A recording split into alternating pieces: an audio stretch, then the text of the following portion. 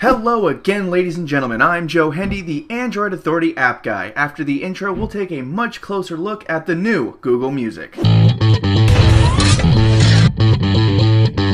The first thing you'll notice is the complete change in design. Google Music has adopted the same kind of card view that you would find in the Google Play Store, so while the experience is vastly different from the old Google Music, the design elements are actually quite similar to some current Google apps. When you open the interface and click on the top left, you'll be shown a list. There's Listen Now, My Library, Playlists, Radio, and Explore. This not only helps you enjoy your own library, but gives you an interface to explore Google Music and the content you can find there. When you go to any area where there are artists, song, or playlists, they show up as little cards not unlike in the Google Play Store. This is definitely nicer than the list view that Google Music used to use. At the bottom right is a 3 dots button, and we'll talk more about that here in a minute. The whole interface essentially revolves around this main premise. When you're exploring new artists, it's more or less the same interface as selecting an artist from your personal library. So once you get used to the functionality, you can get through the whole app without much of a problem. As a whole, the interface is more colorful and more complicated. Gone is the dark background with the simple list view where you just select your songs. It's more focused on the entire experience of Google Play Music instead of just replaying the music in your library. This leads us into functionality. If you strip it all the way down, the functionality is about the same. You open the app, you select some music, and then it either plays it from your device or streams it from your library if you've uploaded it to Google.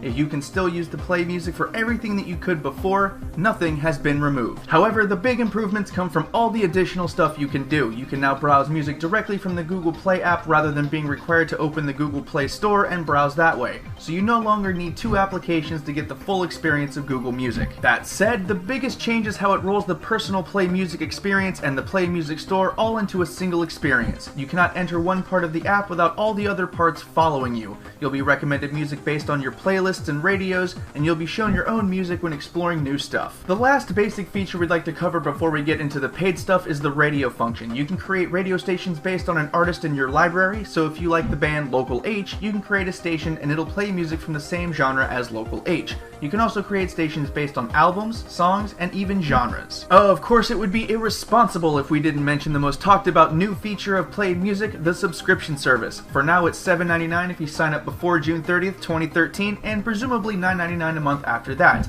They're calling this an All Access Pass, and it is pure awesome. Here's how All Access works. You can listen to anything available on the Google Play Store. It's really that simple. Any artist, any song available on the Google Play Store is yours to listen to. Just go to the artist page, find a song, and click it, and it'll play right away. Essentially, Google's music library becomes yours. Lastly, to best use this service, each artist has a 3-dot menu button that we mentioned earlier. By pressing on that, you can start a radio station using any artist, song, etc. as a base.